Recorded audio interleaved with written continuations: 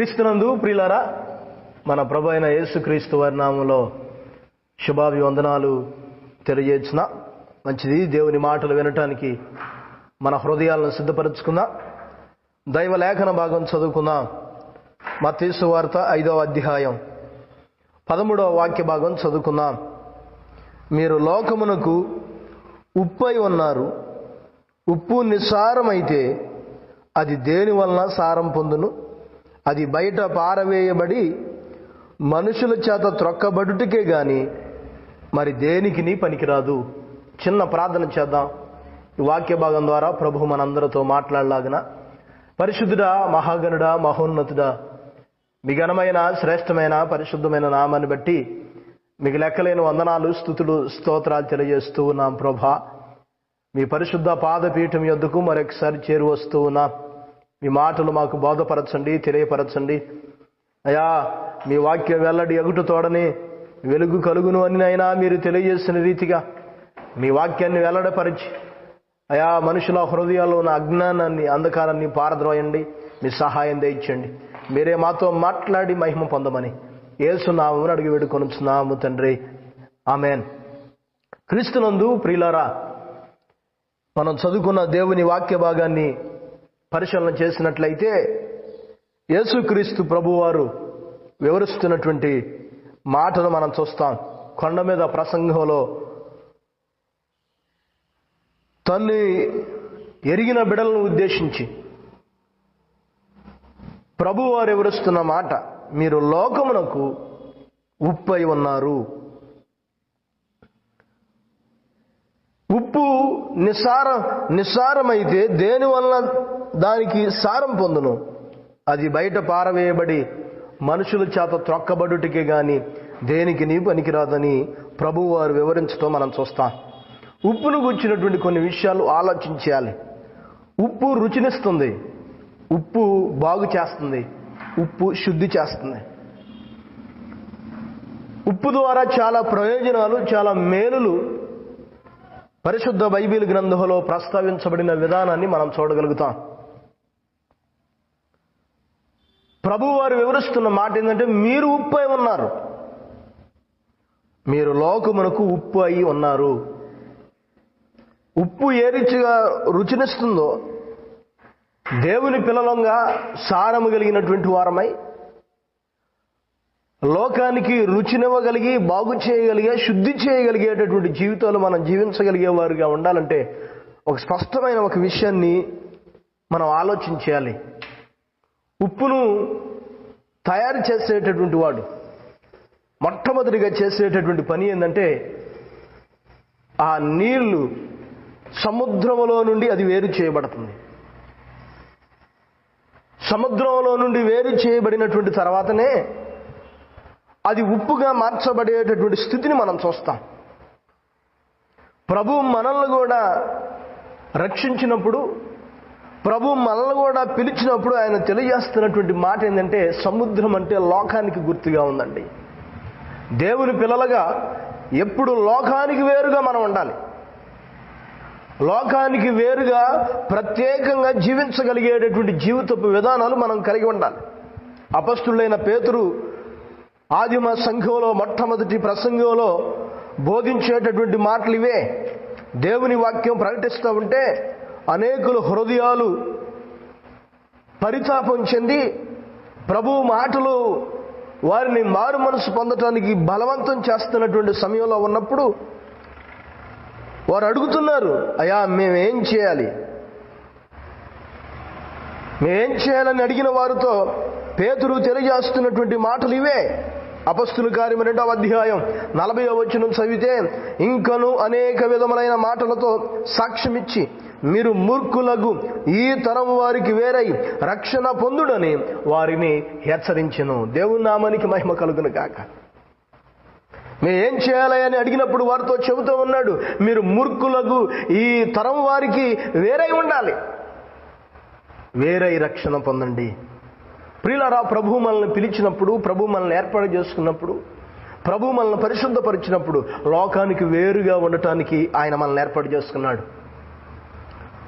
లోకానికి ప్రత్యేకంగా ఉండటానికి ఆయన మనల్ని ఏర్పాటు చేసుకున్నాడు.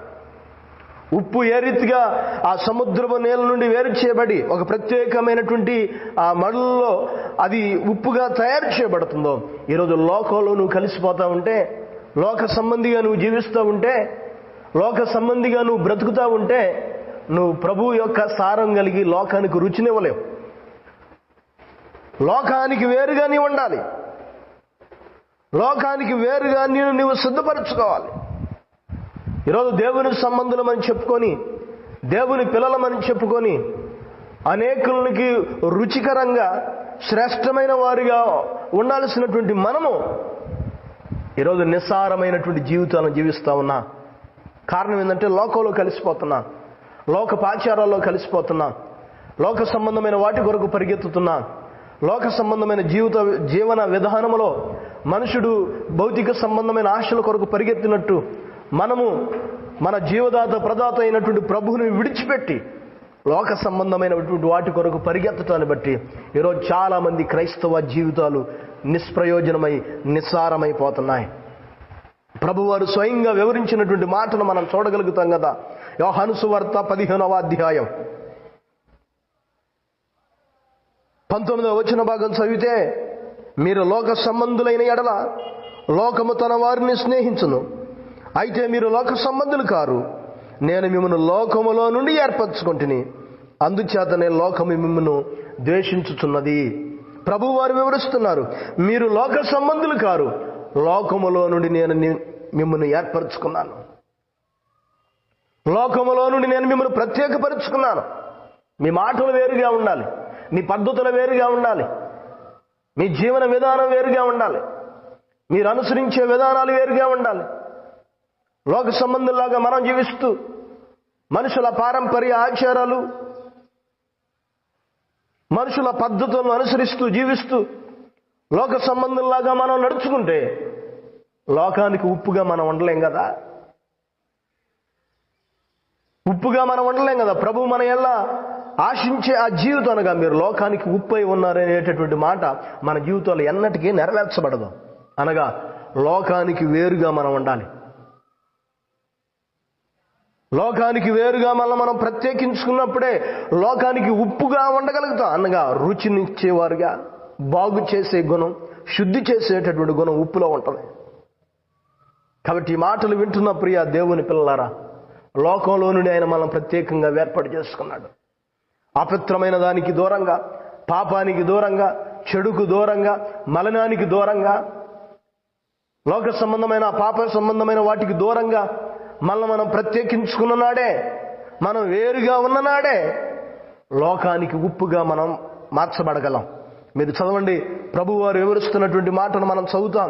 కొరింథీయులకు రాసిన 2వ పత్రిక 6వ అధ్యాయం 18వ వచనం మనం చదవగలిగితే, మనము జీవము గల దేవుని ఆలయమై ఉన్నాము, అందుకు దేవుడు ఎలాగూ సెలవిచ్చుచున్నాడు, నేను వారిలో నివసించి సంచరింతును, నేను వారి దేవుడినై ఉందును, వారు నా ప్రజలై ఉందురు, కావున మీరు వారి మధ్య నుండి బయలువెడలి ప్రత్యేకముగా ఉండుడి, అపవిత్రమైన దానిని ముట్టకూడని ప్రభువు చెప్పుచున్నాడు.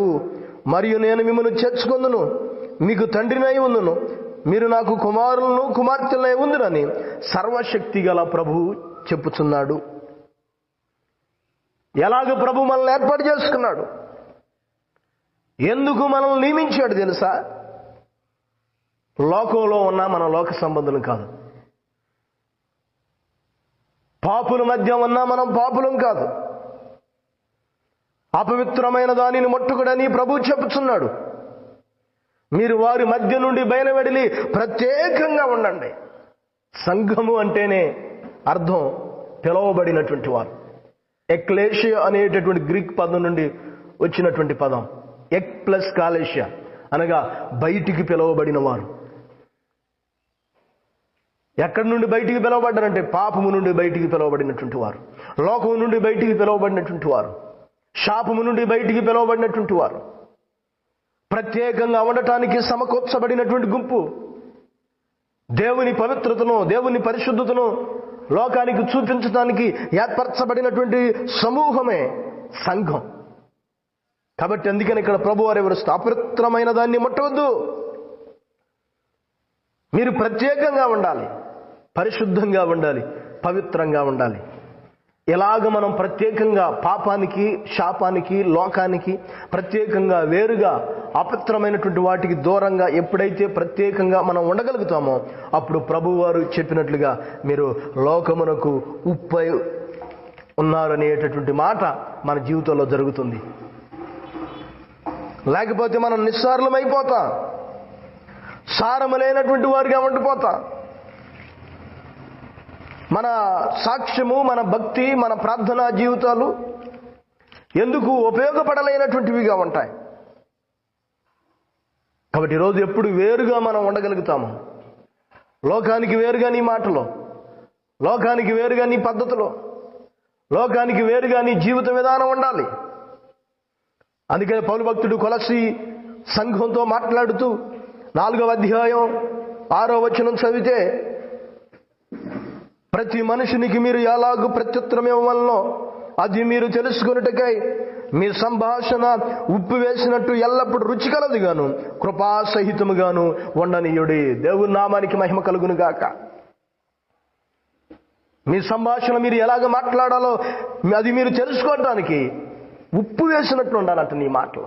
ప్రభువారిని గురించి ఆయన మీద నేరం మాపాలని, ఆయన మీద తప్పు మాపాలని ప్రధాన యాజకులు పంపినటువంటి బంటులు ఇచ్చిన సాక్ష్యం ఏంటంటే ఆ మనుషుడు మాట్లాడినట్టు ఎవడనో ఎప్పుడునూ మాట్లాడలేదు.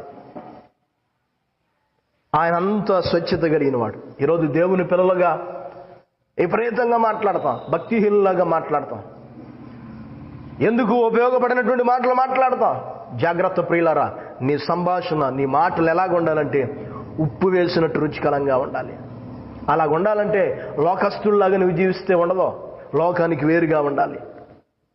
లోకానికి వేరుగా ఉప్పు ఏ రీతిగా సముద్రంలో నుండి ఆ నీరు వేరు చేయబడి ఉప్పుగా తయారు చేయబడుతుందో, ఈరోజు వేరుగా ఉండటానికి ఎప్పుడైతే మనం సిద్ధపడగలుగుతామో, వేరుగా ఉండటానికి ఎప్పుడైతే మళ్ళీ మనం ప్రత్యేకించుకొనగలిగినటువంటి వారుగా ఉంటామో, మనం ఎలాగ ఉండగలుగుతామంటే ఉప్పులాగా రుచికరంగా ఉండగలుగుతాం.